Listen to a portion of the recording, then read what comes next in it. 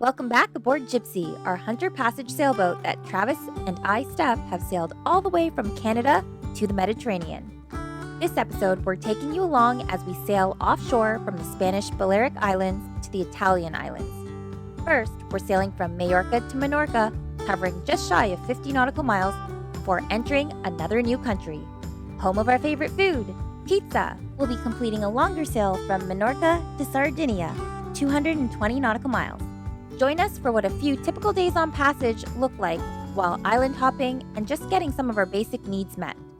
I want to say that this is what our typical passages and our day-to-day is like while cruising beautiful places and living on our sailboat, but our typical isn't really the typical. Join us on the adventure and keep watching. Welcome to Sailing Jibsea. 2 years ago, we knew nothing about sailing, but took off from Canada with an urge for adventure. I'm Steph. This is Travis, and this is our home, Jibsea. We moved quickly, and in a short time have made it down south and even crossed an ocean, but we still have a whole lot more of the world to see. Subscribe and join our life on the water.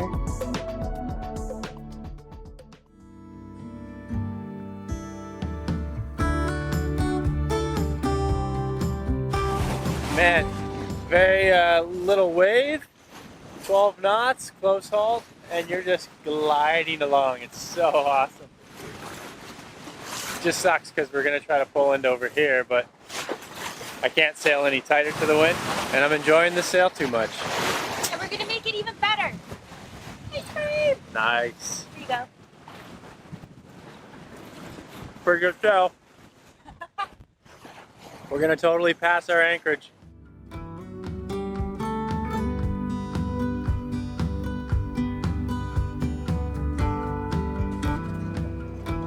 There's 2 random carcasses. Look, it pulverized it. First impressions of Menorca? Much flatter looking from the coastline than Mallorca, and a lot of flies. Lots and lots of flies. But it was only a quick stop, though, as weather had us heading off again. We're taking off from Menorca and heading to Sardinia, which is about a 200 nautical mile sail. It is absolutely gorgeous. It said there's supposed to be a little bit more wind out here today, though, but hasn't materialized yet. But that's okay. That's going to give me an opportunity to see if I can change our second reef. We have single line reefing for our first and second reef, but our third reef is a single rope, and then I just have to clip on or kind of hank on the tack of the sail to the boom. Our second has been giving me a ton of problems, and I have to go forward and back just to like reef that rope down because it's starting to get a little stiff and a lot of friction points. And I really like the simplicity that our third reef has. It's just one rope. There's half the amount of friction points it goes through, like the amount of blocks it has to travel through. And all I have to do is just yank down the luff of the sail and clip it in, which is, in my opinion, not hard at all to do. But the only thing is, I've measured it. The minimum I kind of measured, which was very rough because I did it sailing yesterday, was I needed 55 feet.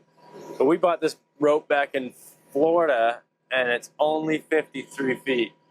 So instead of pulling all the lines through and coming up short, I'm going to raise the sail because we don't have a lot of wind right now, and I can kind of put this through all the points it sort of needs to and then see if it fits before removing any of that line. Ah, that's such a bummer. Well, good thing I didn't run it all the way through, otherwise I would have been super bummed. Look at this, mocked it up to where it should go. You have to go around here, around this block, and there's the end. I wouldn't make it. I'm like 5 feet too short. Blasted. 5 feet too short. That sucks. Well, it's good to know if I wanted to make all of my reefing points single line, I could actually make our first reef with this rope. But that's a bummer. Woo. All right, well, pull it all back down.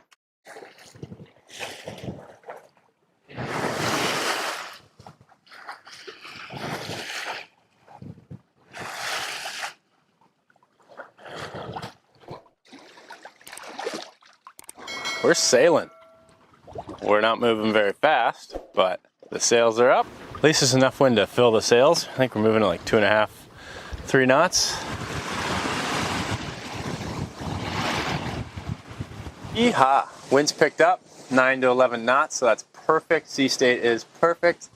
We're moving along at almost 6 knots. Life is great. I think I'm going to throw the rod in the water. We haven't fished in quite some time, and I have a good feeling. I just have to re-spool new line on the rod.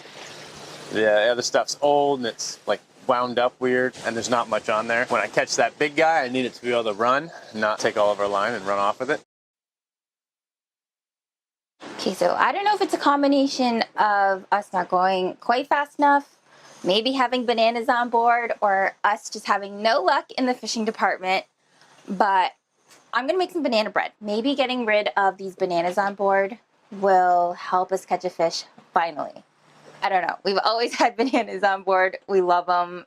Maybe that's it. But in any case, the bananas are going bad and banana bread is delicious. We have a calm enough of a sail. And we just got super healed. Got these out in time. So I'm also going to be adding some coconut milk because I have some extra I have to use up. And I've never used it before, but I'm guessing it's going to make it taste a lot more moist or like fluffy. Let you guys know. Just adding a bit. So I don't want it too liquidy. No way. Apparently Travis thinks he saw a bunch of fish. Seriously, there's a bunch of tuna jumping right behind us. I don't know. See? Oh yeah, I see a little splash. Oh. I don't hear the reel going though. No, we just passed them. How did they not see the pink little tuna or the pink fishy? Just like all the other fish haven't seen it. Ooh. It's done. It's too hot though right now. Be prepared to catch all the fish. The bananas are gone. Well, I'm sure they will technically all be gone. Let's eat the whole loaf. According to the old fisherman's tale. Well, we should let it cool, right? We should let it cool. I like the crispy edge. Hot, so hot. It gives it like another element, you know? That coconut milk. And I put a shit ton of butter. So good! So hot. It's a lot softer, eh? I love when you surprise me like that. Is it a surprise? That was yeah. Little treat. Banana bread, my favorite.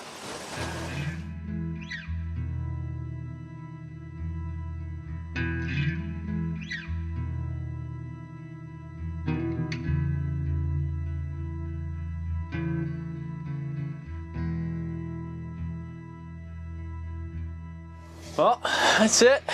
Another day is done on the water here. It's been a freaking awesome day. Very smooth sailing. We haven't been moving too fast. Kind of playing anywhere from 3 knots to 6 knots. But the wind's starting to veer. And around 2 o'clock this morning, the winds are going to pick up. And then we should probably actually aim for our destination because we've had to point off of our destination for most of the day. Just because the winds were too tight. Yeah, it's weird. Our boat, we can sail like 20 degrees on a starboard tack, like 20 degrees apparent wind on a starboard tack, but on a port tack, we're lucky if we can sail at 40, like 11 knots and under. 15 knots, we can sail a little bit tighter to the wind on a port tack, but anything under that, we struggle. I need to pay attention to that when I route plan, which I didn't today, but luckily it seems like it's gonna work out just fine. Now Steph and I were just talking about, is it gonna be a cold, damp night? Is it gonna be a warm, damp night? It's kind of chilly right now, and this morning the decks were super wet, and it was a disgusting feeling this morning. You are getting mashed potatoes and chicken thighs for dinner. All we've eaten today is banana bread, so it's nice to have an actual dinner. Damn delicious banana bread. I already ate. I had some pasta. Why we're eating chicken? Because we can't get any fish. As we caught no fish.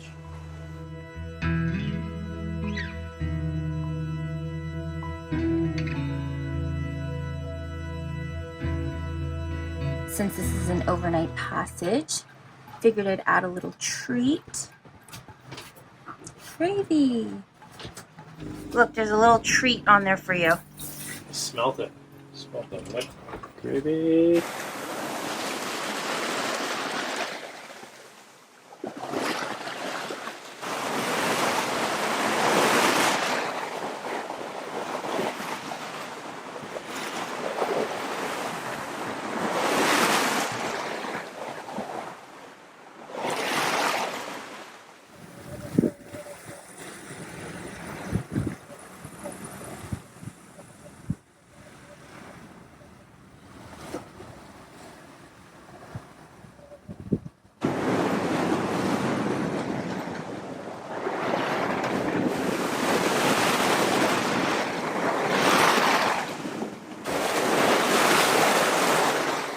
Conditions deteriorated quite a lot throughout the night, and I didn't sleep at all. At least we're still moving along quite quickly. Throughout the night it was 15 to 22 knots, and the waves are just really steep and kind of all over the place.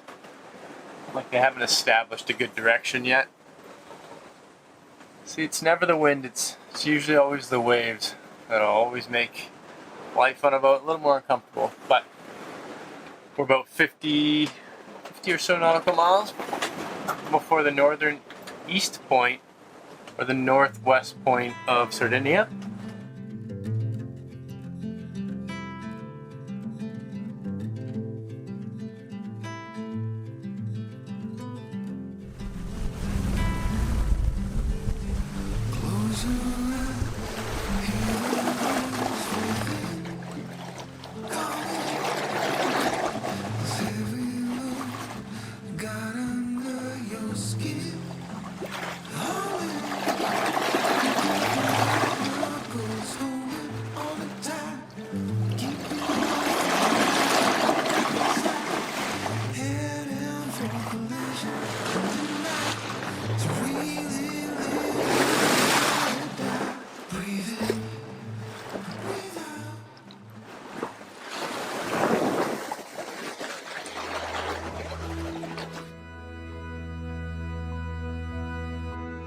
So we just passed the most northwest part of Sardinia. We had to turn the motor on. We lost all the wind and the seas were way too big to sail in that, so we just had the motor for a little bit. Then we're going to round this corner, and then we're going to try to find an anchorage tonight. It might be like 2 hours away, so we'll be getting there in the dark. And we're going to snug down into here somewhere. We could have went through the cut, but I was a little worried that it would have been very dangerous because there's big swell coming through here. So took an extra 2.5 hours and just came around the safe way.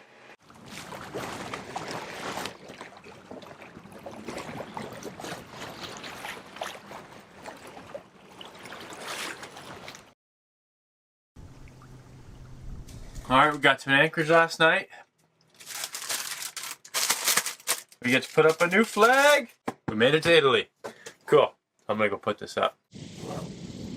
Oh, Mambo Italia. Hey, Mambo Italia. Up you go. When we drop the hook, we always dive down on our anchor to check on it. At times, Travis will manually reposition it while down there, which means we've got to back down on it again to set it.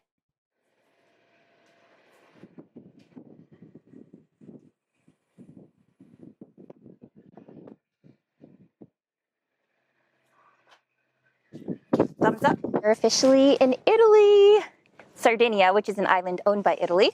We're just making a quick pit stop here so we can dump our overflowing trash and pick up some food because we are all out, especially of the fresh stuff. So it's going to be a quick stop here because I don't even think they really let you land your dinghy here. We might have to paddle to shore because they just have like a swimming area buoyed off and they don't really have a channel that you can drive up and land your dinghy because like in Mallorca, there was a bunch of that on the beach. They had the swimming area, but there was always a section that would allow you to drive up. But from what we've seen online so far, that might be one of our challenges. So to avoid getting in trouble, we figure we would just paddleboard to shore. It's not a far walk to the grocery store. I think it's only 200 meters. So it's our closest grocery store that we're probably going to see for a little while. And I think it's calm enough. Hopefully it stays calm enough that we can paddle to shore, get our groceries back dry. That boat is actually our buddy boat from the Caribbean and who we crossed the Atlantic with. So we've been reunited with them here after a year. That's pretty cool. So we've seen them. It's been a year. Went different ways in the UK after Ireland. And then I gotta wash the boat, obviously. Yeah, it was a very, very sticky, salty morning. Nasty, humid, salty air. Before we left and we had bought our dinghy, we were saying to each other, this is gonna be how we're gonna get groceries. And I thought that was so wild. But here we are, hopping up a paddleboard to go get groceries. Yep.